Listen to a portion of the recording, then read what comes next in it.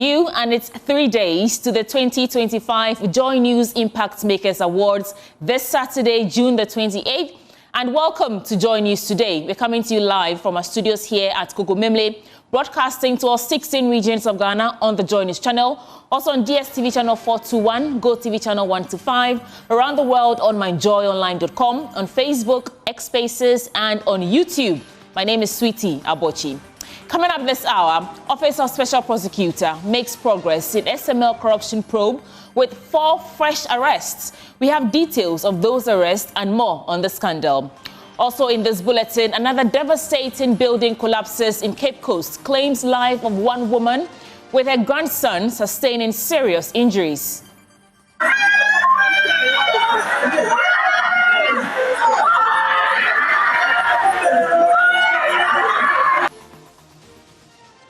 We go there live for more details from the area. And of course, University of Ghana students anxious over COVID-19 case resurgence, fear disruption to academic calendar. Details as the university reacts to COVID-19 response protocol. All these details plus business, sports and showbiz in this one-hour package. This is Joy News, independent, fearless and credible. Stay with me for details.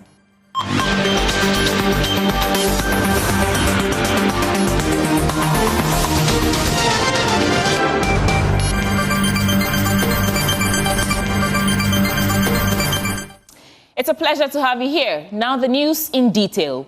First, the Office of the Special Prosecutor has made significant progress in its investigation into the Strategic Mobilization Limited, or SML, corruption scandal, with 4 additional arrests bringing to the total 7. The latest detainees are believed to be linked to alleged procurement law breaches exposed in an investigative report by the 4th Estate, led by journalist Manasseh Azuri Awuni. Earlier, the National Intelligence Bureau detained 3 high-profile individuals: Reverend Dr. Midday Owusu-Amwa, former Ghana Revenue Authority boss, Dr. Isaac Crenshaw, former Customs Commissioner, and Christian Tete Soti, former technical advisor. Now, the Special Prosecutor's Office is working to uncover the extent of the alleged corruption and breaches of procurement laws to hold accountable those responsible for any wrongdoing.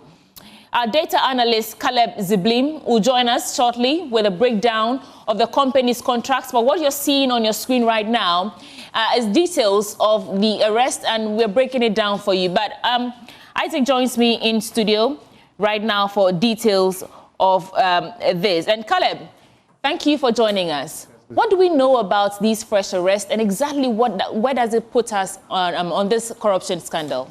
So, you know, in somewhere early 2023, 2024, the 4th Estate came out with an expose, which eventually led to the president at the time, Nana Akufo-Addo, inviting KPMG to do an audit, and which subsequently led to the termination of the upstream sector contract and the suspension of the downstream sector contract.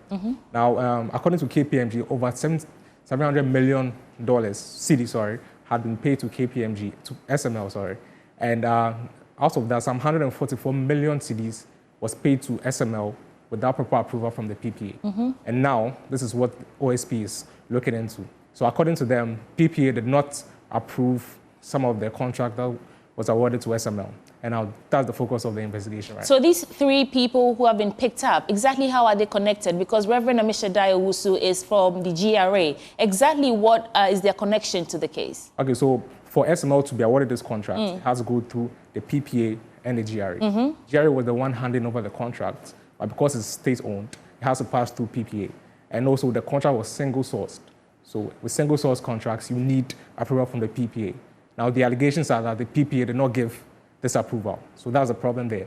And also, because if you look at the people that have been arrested so far, most of them were working with GRA and now went to set up SML. So there's some kind of conflict of interest over there, because you can't be working with the state tax agency, leave it, set up your own company, and receive a single source contract without raising some eyebrows. So okay. Finally, before you go, I don't see anyone specifically from SML as we speak. What does this mean? So I don't see the director of support services. I don't see their names coming up now. I see the past office holders from GRA and the other state institutions that were supposed to be handling these contracts? Okay, so as of now, there's been an update from the OSP that five additional people have been arrested. Okay. And from the OSP, these 5 people include a general director from SML and some other support staff, along with some support staff from the PPA. So now the PPA, we have staff from the PPA arrested, we have staff from SML, and we have former GRA officials, like the Customs Division officials, all being arrested now. So it's a multi-pronged approach where SML, GRA, and PPA staff are all being arrested. Caleb, thank you. Of course, we'll be looking out for the fallout of all these fallout from the investigations happening. Thank you. Moving on, a devastating building collapse in Cape Coast has claimed the life of one woman, Ernestina Indum, while her grandson sustained injuries. The incident occurred on Tuesday around 2 a.m. Rescue teams managed to rescue 2 individuals from the rubble, including the grandson, who were rushed to the Cape Coast Teaching Hospital for treatment. This tragic event marks the second building collapse in Cape Coast in less than a week, following a similar incident on June 21st that killed 2 elderly persons, including an 83-year-old renowned photographer, Openin Emmanuel Ankra, who died just a day before his 84th birthday. The Cape Coast Metropolitan Assembly earlier this week pulled down buildings deemed unsafe. And the Metropolitan Chief Executive for Cape Coast, George Justice Arthur, while commiserating with the grieving family, asked security agencies to address the problem.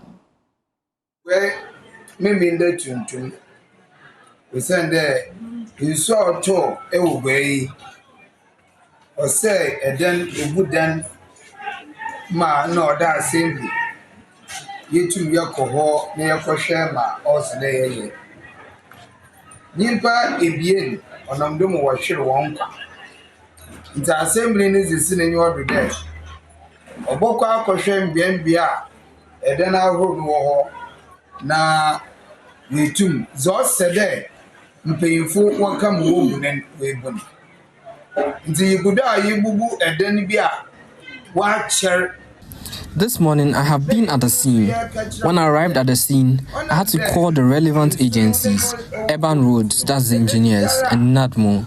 I came to meet the Ghana National Fire Service here, and we have been deliberating on ways to handle the situation. Our bombers in our film, the cup baby. Now, you shouldn't be in the answer there. I said, when you go to our bomber, I restore the Medana, I said, yeah. Only I'm watching 1 o'clock. Issuema was it from there? As I see, Ayedan, Emi Oye, Adote Jacobs, Nebus Yefe, Oye Missy, as I see what. Hey, now I send you on the way, see, on no project, the Mutumaka and Baba. Mobobra Hano, no, Denukoso, Ebu. Number some back and they pay me pay you for my number train. No, we have visited where the previous accident happened. We are donating some money to the family. Fire services. The incident occurred at 1 a.m. and sadly, a mother couldn't survive. Now we too much for do my kosher or ye umpire go to hospital. Yaka kosher pin for no. Yeah, mammy. Any brother, Kakaba, So let's speak to Central Region's Abigail Iselin Kroma for updates. Abigail, this is a painful reminder of what happened at London Bridge, same Cape Coast. Tell us, what is the atmosphere now, and report. Exactly, there it's quite very solemn in Cape Coast currently. The people are not over Saturday's incident, and to have a similar incident and resulting in another death is quite a very sad turn of events for the people of Cape Coast. But the mayor has assured that he and the security agencies will be working hand in hand to ensure that such an incident doesn't happen again. He did say there will be a demolition exercise, and they are still trying to get in touch with some of the owners of these old buildings. But looking at the situation now, and currently with a new situation, which is a family house, it looks as if they will be diverting to maybe some residents of the people, try to talk to them to find them safe shelter before they continue with the demolition of these old buildings. But currently, those who were affected are responding to treatment. For this one, an 18-year-old suffered some injuries and is currently on admission at the Cape Coast Teaching Hospital. His grandmother is the deceased currently from this incident. Yeah.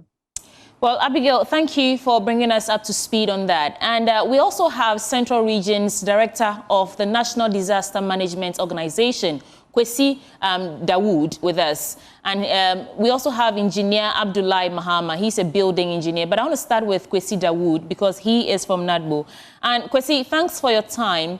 Abigail has just told us that it's a solemn mood, atmosphere over there right now. But you are from NADMO. How do you rationalize what we are seeing days after Saturday's tragic incident?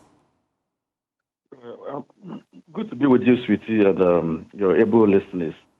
We in NADMO have always been in touch with our people. We've identified all these structurally weak buildings, as well as some billboards in the metropolis and other parts of the region as posing hazards, the disaster in waiting. We've made the necessary recommendations to all the authorities. It's quite unfortunate that we are witnessing what is unfolding currently. Just Saturday, 21st, we had an incident at the London Bridge where two adults passed away, and we had some internally displaced persons from the building that collapsed. Same Saturday, we had a building also collapsed at Jejan or Southern Cape Coast, and then another building to have to demolish per our recommendations at a place called Zion in Cape Coast.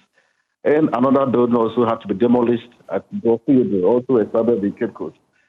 So with all this, the collapsed building on Saturday and the other demolished buildings, we had 71 internally displaced persons who are currently occupying designated safe havens provided by NADMO.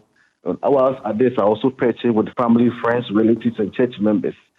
And whilst responding to this incident, making appeal, just yesterday, we were on site to make urgent appeal for relief assistance for some of these internally displaced persons by way of food supplies and potable water, temporary shelter, emergency accommodation, medical service and essential health items, clothing and bedding materials, especially, not forget, social support and trauma counseling.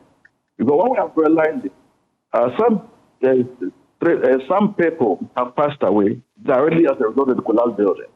But with care is not taken, if we don't take the survivors through psychosocial support and trauma counseling, the post-disaster depression that was set in might even lead to another catastrophic event, resulting in loss of lives and other issues. So we were on ground yesterday, making this necessary appeal for individuals, philanthropies, corporate Ghana. Did your rounds, Mr. Dawood, did your rounds take you to the area where we've just seen this collapse?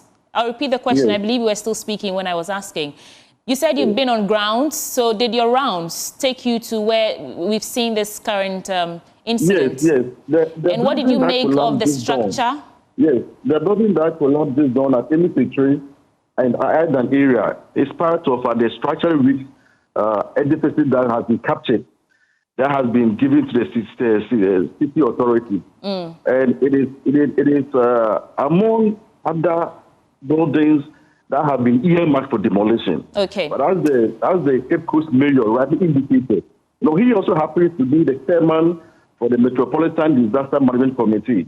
He and his assembly are in the process of engaging the owners, the family heads of these earmarked buildings.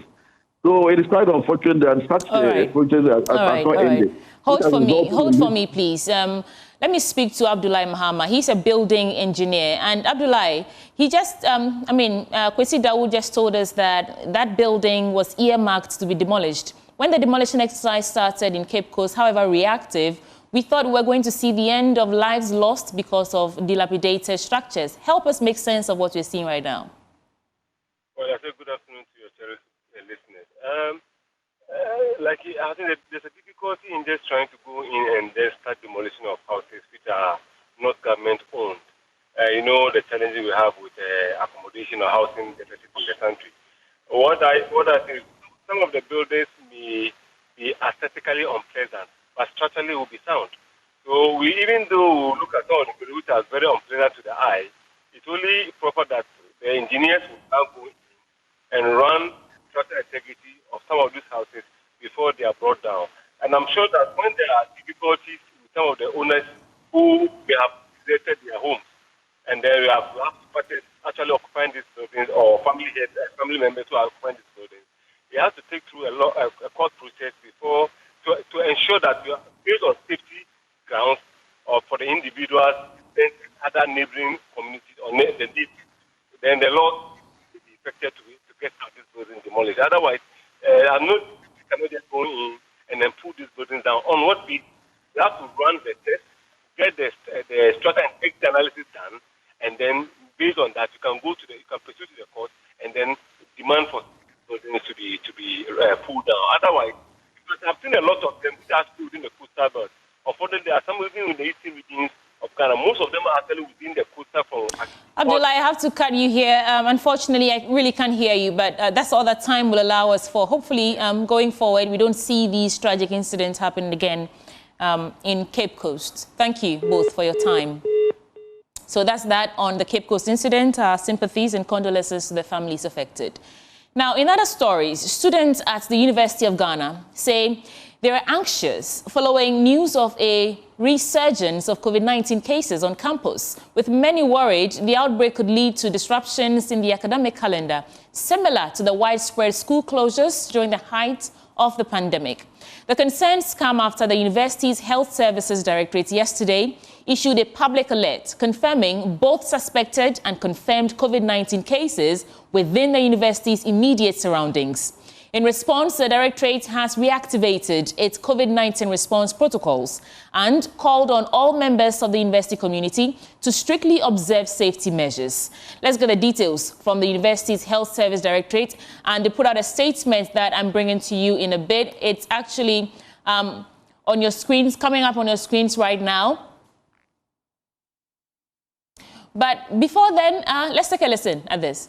Exiting school, I don't want to see this repeat again. Really stirred up panic and a very huge concern in me. This is because I know and I understand the impact, the negative impact of COVID-19 on our social life, on our personal life, and more so on our academic life. We saw how COVID-19 changed the whole academic routine in 2020 down to probably a little bit above 2021. And we saw how students were made to adjust to something we are not used to. As you know, the university is quite big, so you wouldn't know who exactly is a carrier of the COVID-19. So just preparing myself for that.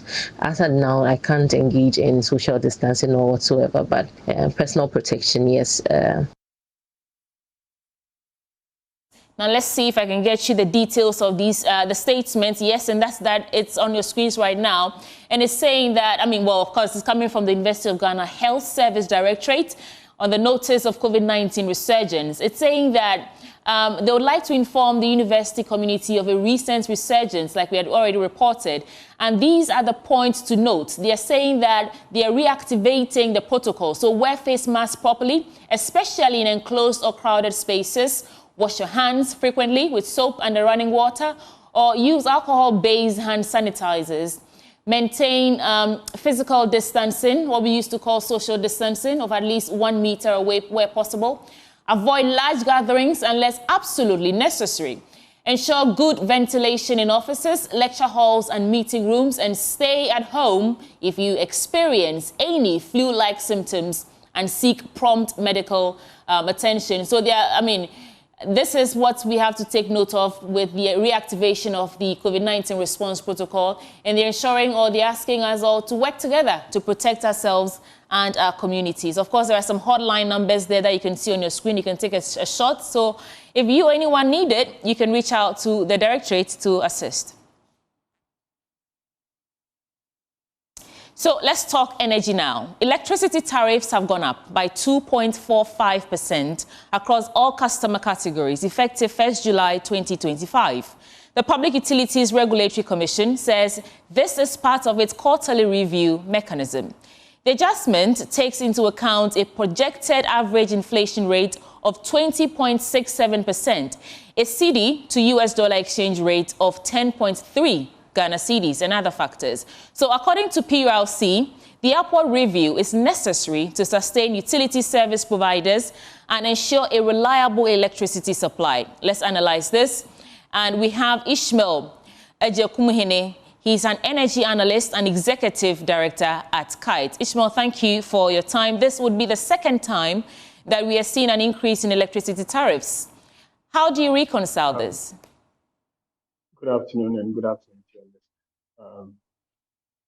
you. Yes, it's the second time and it's part of the routine adjustments that PURC will have to make on a quarterly basis. But it's the decision, what went into this decision and the outcome that I find a bit strange. I don't know where the 2.45 increase is coming from. And we really don't, I don't know where they arrive at that, how they arrive at that figure, and it would be helpful if they explain it further in their decision paper that is expected to be published subsequently. Hold for me. We also have Dr. Eric Obute with us. He's Director of Research and Corporate Affairs. Eric, we have been told that the economy is on an upward trajectory. We're getting some traction with recovering the economy. And then we have, they slap an increment at 2-point-something% of electricity tariff on us. To the average Ghanaian, is this a cost we can bear? Thank you very much. And to the average Ghanaian, if you take the lifeliner, for instance, the lifeliner is supposed to be the poorest of the poor, who uses up to a maximum of 30 kilowatt hours at the end of the month. The addition to that person's bill will be 60 pesos, because the current 30 kilowatt hours that the lifeliner pays is 26 cedis, 68 pesos. And from the 1st of July, we are seeing the person who paid 27 cedis, 28 pesos. And that is 60 pesos addition. Now, if you take somebody who pays or uses 50 kilowatt hours, the current bill that the person gets at the end of the month is 103 cedis, 59 pesos.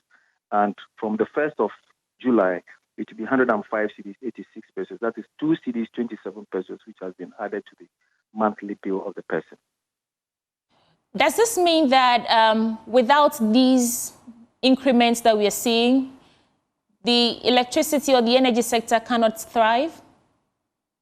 How absolutely important is this that we bear the brunt of this increment at this point in time? So the mandate of the PURC, we are supposed to do this on a quarterly basis. And we said previously that if we don't do this on a quarterly basis and we have to sit back and wait for a lump sum, the rate will be far higher than what we expect. So on a quarterly basis, we do a review of the tariffs. It could go down, it could be the same, just as in the case of water, or it could be upward. Now, for this particular tariff window, we realized that in the previous quarters, we had an outstanding debt of 976 million, which we made everybody know about. We paid 50% of that, or we pushed through 50% of that in the past tariff. And we said that the remaining 50% we will take through the current tariff. So we've absorbed 488 million cedis in the current tariff window. And aside from that, we've also absorbed 27% of alternate fuels, in the case of light crude oil, distillate fuel oil, and the heavy fuel oils. And then we also made provision for reserve margin just to make sure that we have grid stability and reliability of the grid. So if you take all these into consideration, we'll get a marginal increment of 2.45% of electricity, assuming there were to be no debt of 488 million cedis to be paid, and we did not make any provision for fuels or the liquid fuels that we have. Then we would have seen a substantial decline in the tariffs. But because we need to take into consideration the outstanding debt of 488 million cedis, in addition to making provision for the fuels and the reserve margin, we have seen a marginal, that is what offsets the decrease in the tariffs, leading to a marginal increase of 2.45%. I hear you, but I want you to simplify this for me briefly because I have to let you go. You're doing this because you don't want to, you don't want to give a lump sum increment. So in total, how much more increment should the average Ghanaian expect going forward? Because we are in the second quarter, I believe, of this year. Yes, this particular tariff is for the third quarter of this year. because we've done the first 2 quarters already. And this one is for the 3rd quarter. And we only can speak to the issues when the parameters at that point in time that we are putting the tariffs across come to play. If we get to the 3rd quarter or the 4th quarter and we realize that the exchange rate is still appreciating against the dollar and we still have a declining inflation, obviously, I'm sure we would have seen a decline at that point in time. So it will depend on some of these factors that we are working with. Well, thank you, Eric Obute. He's Director of Research and Corporate Affairs. Let me get the final word for Ishmael Ejekumhene. He's an energy analyst and executive director at Kite. Ishmael, you've listened to Dr. Obute there, and it appears the exchange rate is part of the reasons we are seeing this increment. How do you help us make sense of it? Well, on the contrary, I disagree with what Eric just said. The PRC actually knows that tariffs should have come down. If we're not going to be able to get a reduction, they should have stayed where they were in the previous quarter. And they should have actually told us how much they are over-recovering and why they are not passing on to consumers. To come and justify the way they justify it, the PRC projected during the end of quarter 1 that the exchange rate will be 15.9 something. Average exchange rate during the quarter. In fact, there have been significant over-recoveries, even if you add the existing debt that they say they are passing through. And for the first time, I'm hearing that they're adding reserve margin to the quarterly adjustment. Go check the PRC's own guidelines for the quarterly adjustment. We don't adjust for reserve margin. So, I mean, like I said, if this is what is going to be told in the decision paper, then that's highly questionable. Tariffs ought to have come down.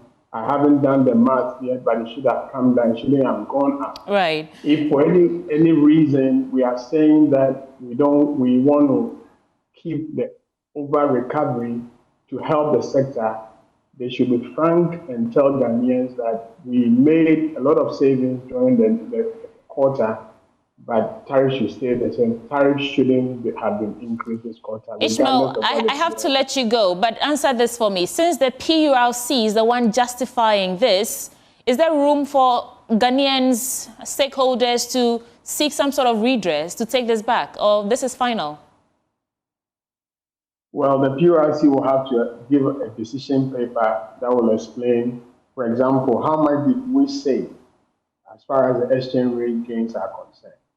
Inflation. Look at even the PURC's own projection for the next quarter as far as the exchange rate is concerned. They are looking at 10 point something. The exchange rate is the major factor if there isn't any significant change in the generation mix. It hasn't changed, and they ought to have been saving. But you are right. They are supposed to be making regulate, yeah.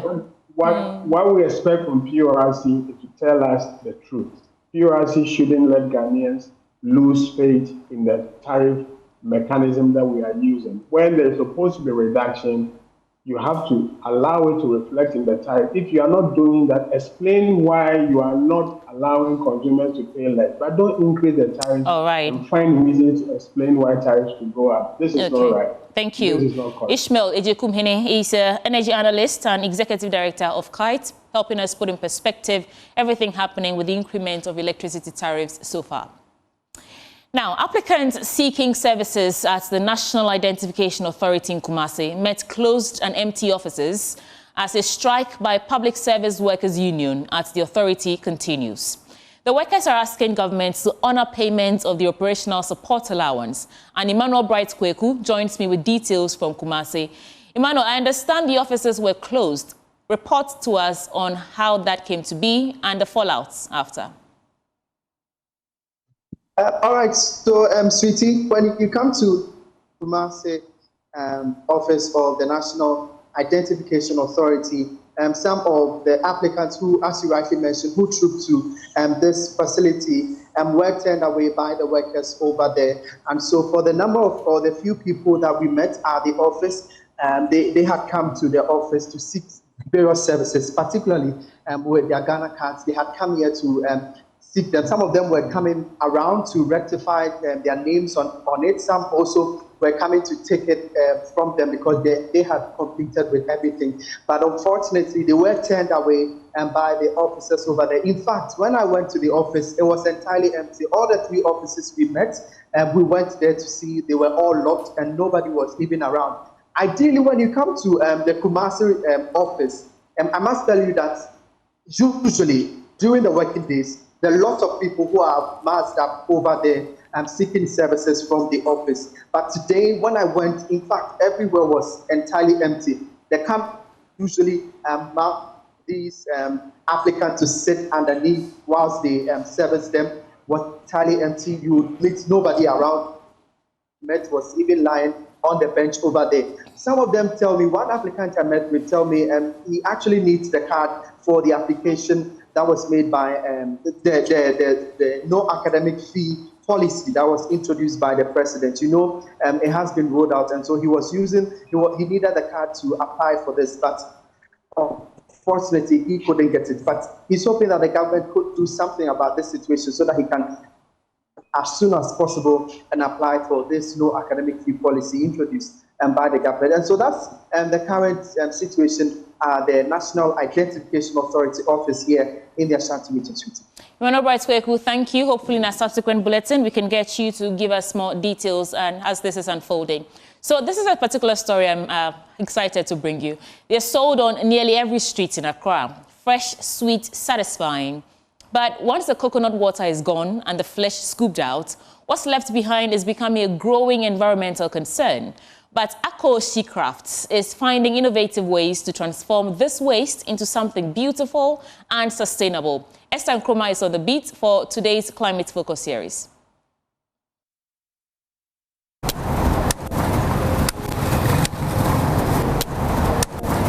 morning. It's Okube.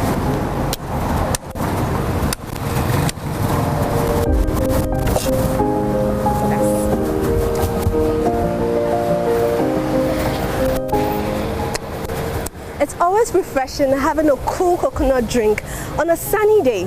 But have you ever wondered what happens to the coconut hats when you're done enjoying this delicious drink? While some are being discarded inappropriately by the roadside, other people are finding innovative ways to transform these coconut shells. Join me on a journey to how these coconut hats are being transformed. Come along. If you ever traveled along the Adabraka Road opposite the Iran Hospital in Accra, you're likely to have seen it. A towering heap of coconut husk, stacked high. What could have been used for business or housing is now blanketed with discarded coconut waste.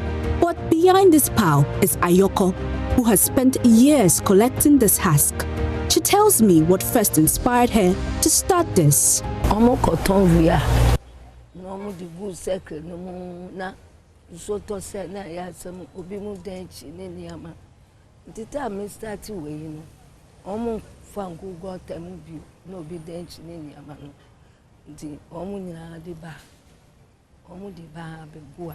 What if this waste could be turned into something better?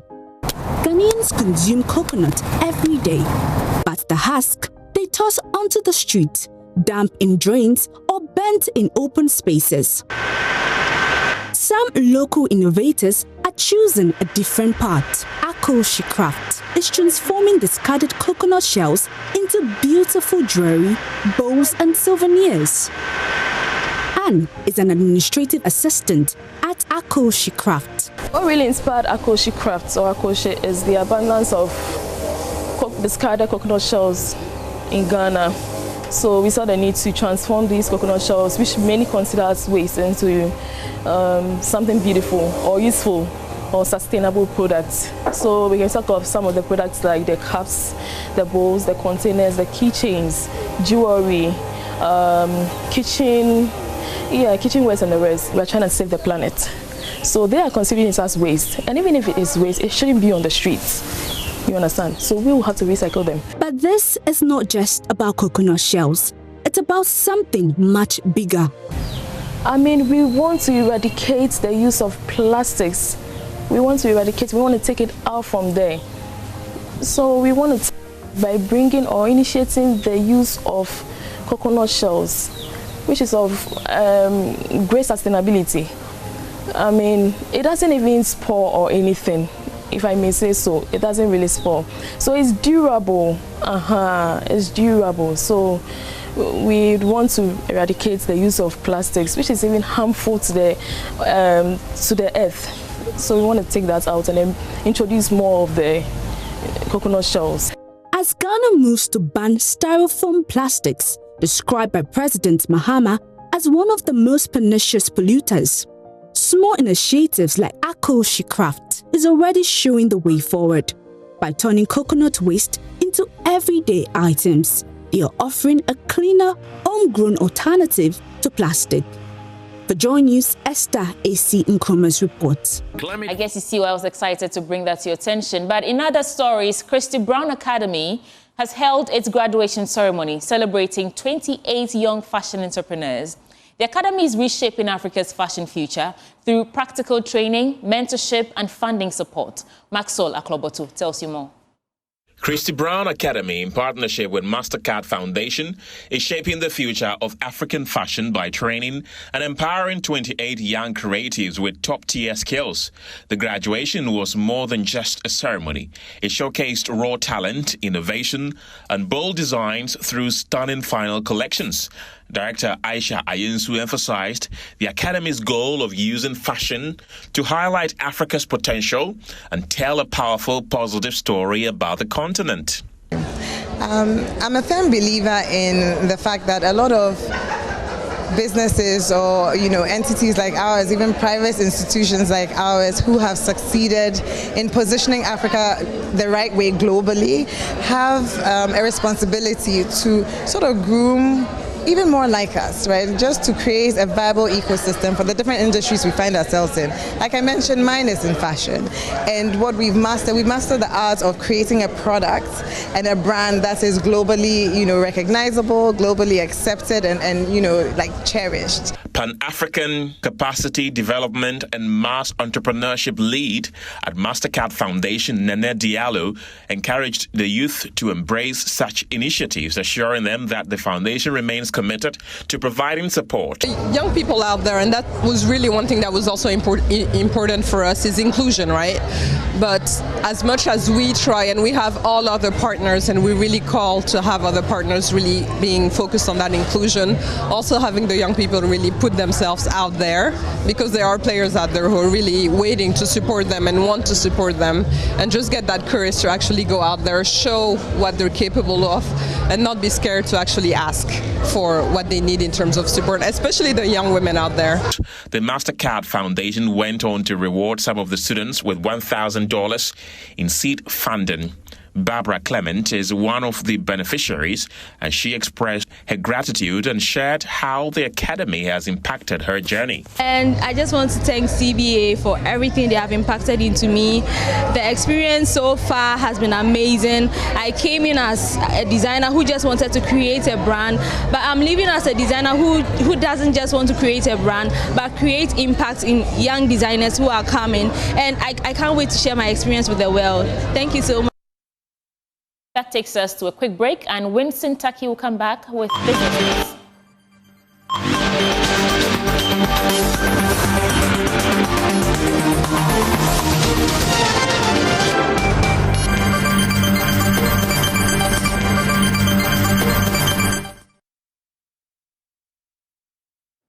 Welcome back to Business here on JoyNews Today. My name is Winston Taki, and now to our first business story.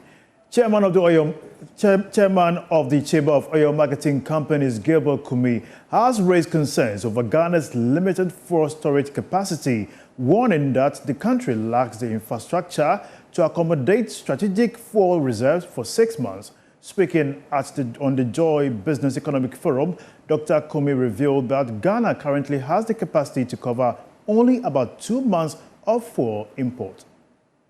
Ghana currently does not even have that much in fuel storage infrastructure.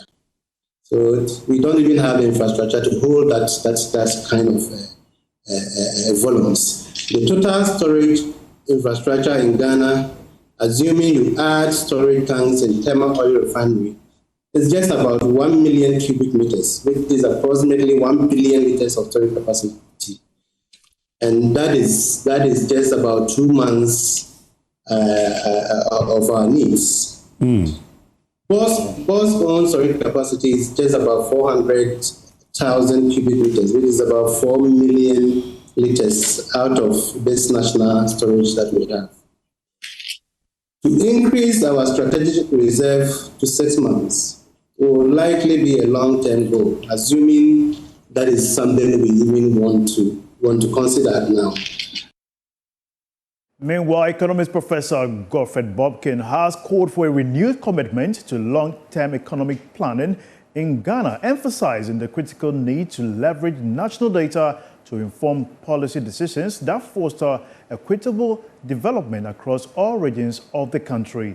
According to him, Ghana has over the years prioritized short-term politically driven development that often fail to deliver lasting solutions. He spoke during the Joy Business Economic Forum. The reason our growth has been quite erratic, volatile, is simply because we haven't adopted a long-term perspective to our national development.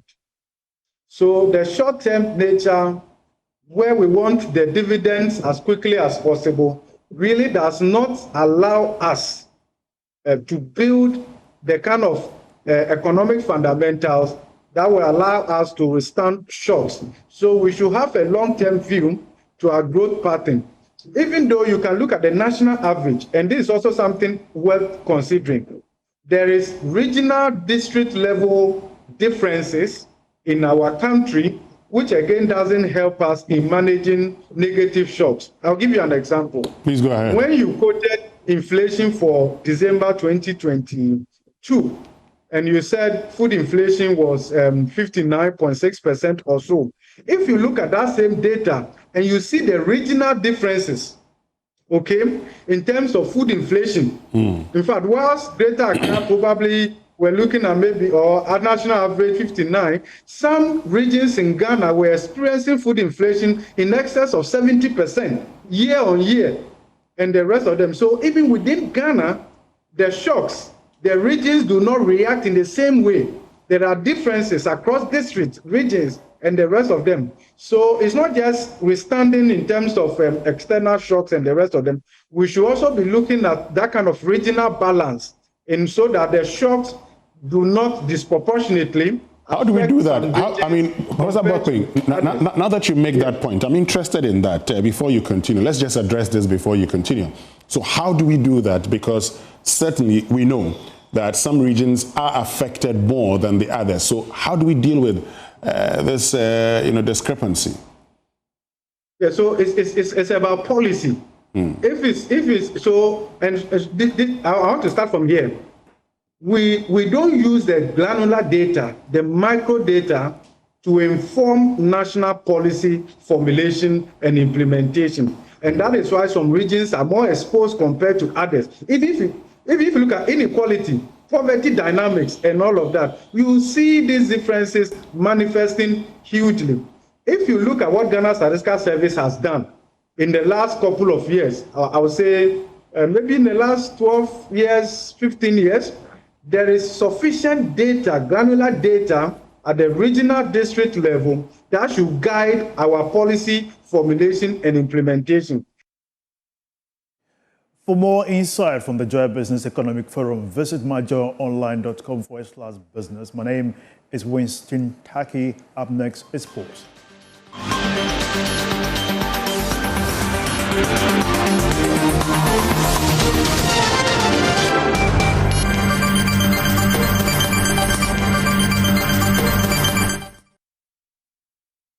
We bring you sports now on Joy News Today. With me, Muftawa Nabila Abdullah. The Ghana Police Service is warning hooligans that they risk being arrested and detained if their acts lead to violence. during Ghana Premier League matches. In a recent episode of documentaries put together by Joy Sports, which we describe as Scars of Hooliganism, the police say it's often difficult for them to pinpoint individuals who cause mayhem within the crowd, but they are hoping that just some time to come, they will be in a position to arrest these hooligans who have brought the image of Ghana football into disrepute. We are all concerned, and you will also agree with me that our culture of deeply rooted in passionate behavior, especially these fans that are so violent, and they wouldn't change their mind, especially when they are supporting their clubs. And then identifying these violent people in very big crowd, these things pose as a very big challenge for all the security services, especially the stakeholders, when it comes to footballing at our stadia. We should all be cautious. Whatever happens at our stadia negatively sends the message all over the world, and it has its consequences. So those who go and misbehave, what would you do to them when you get them? You see, like I initially said, they are arrested, sent to court, and they are prosecuted. So if you come to the stadium and misbehave, misconduct, you see, you will definitely go through these legal processes. And nobody, even the club that you are supporting, cannot help you. So we'll plead with all the fans to rather celebrate than to come and cause mayhem or harm a fan or somebody.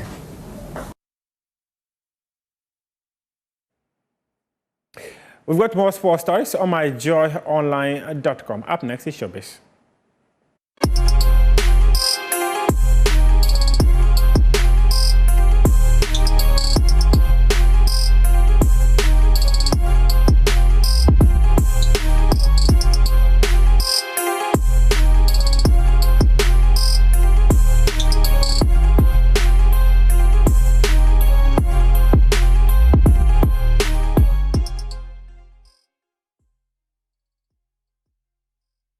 Hello there, good afternoon. You're welcome to the Showbiz segments with me, Jacqueline and Sima Yaboato. First story, acclaimed gospel a cappella group Alabaster Box has scored a major legal win in their copyright clash with rapper Medical.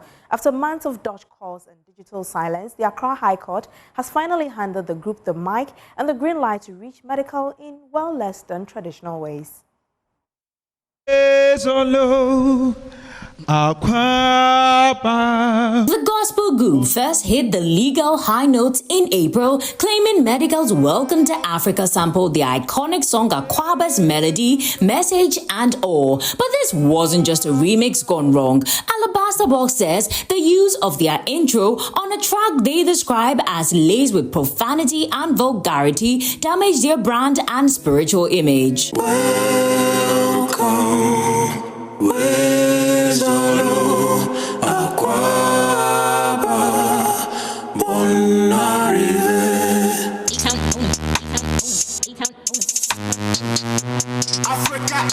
They're now suing for 15 million cedis in damages, plus a clean sweep of the song from all streaming platforms, an injunction, and a full revenue breakdown. Though Medical deleted the intro from YouTube, the original version is still playing loud and clear on other platforms, a move the group sees as a weak chorus in an apology track. And since finding Medical in person has proven harder than nailing a perfect pitch, the court granted substituted service that's allowing the group to serve him legal documents via social media, WhatsApp, and even the court notice board. So while Medical might have dropped bars, Alabaster Box is dropping legal fire. And with court notices sliding into DMs, this copyright battle might just hit its final verse very soon. Jacqueline and Sumaya Boy's report, read to you. come ways all low. Well, away from that story, after nearly 7 weeks of explosive testimonies, both sides in the Sean Diddy Combs sex trafficking trial have officially rested. Well, prosecutors closed their case Tuesday afternoon, and in a surprising turn, Diddy's legal team followed with a defense that lasted just 20 minutes. No witnesses, no testimony, not Diddy even took the stand. As a surprise, the defense wrapped up the case quickly without calling a single witness to the stand, including Mr. Combs himself. Asked by the judge if this was his personal decision, Diddy gave a firm yes, adding it was made freely and with legal counsel. The prosecution, on the other hand, ended strong, presenting texts, timelines, and testimony to back claims that Combs allegedly ran a ring of freak offs and hotel nights where both men and women were trafficked for drug-fueled sexual acts. Among the chilling testimonies was singer Cassie Ventura, Diddy's ex-girlfriend, who settled civil suit last year, opened the floodgates for more allegations. Key evidence shown to jurors included a now viral video of Diddy assaulting her in a hotel hallway. The defense, though, argues that what the prosecution paints as trafficking was entirely consensual and even filed a motion for acquittal, a long legal shot rarely granted. With closing arguments set to begin tomorrow, the final beat of this courtroom saga is near. The jury will soon decide whether Diddy walks free or faces the music with a possible life sentence on the line. I want the Chrysler that looks like the Phantom. I want the Phantom. On that note is the wrap for the showbiz segments with me, Jacqueline and Samar Yabua. Over to you, Sweetie Abochi. Jacqueline and Samar Yabua, thank you. You look ravishing in orange. And that's how we're wrapping up the bulletin this afternoon. My name is Sweetie Abochi. Do log on to the most credible online news portal, myjoyonline.com, for more news stories. And from Jacqueline and I, it's bye for now.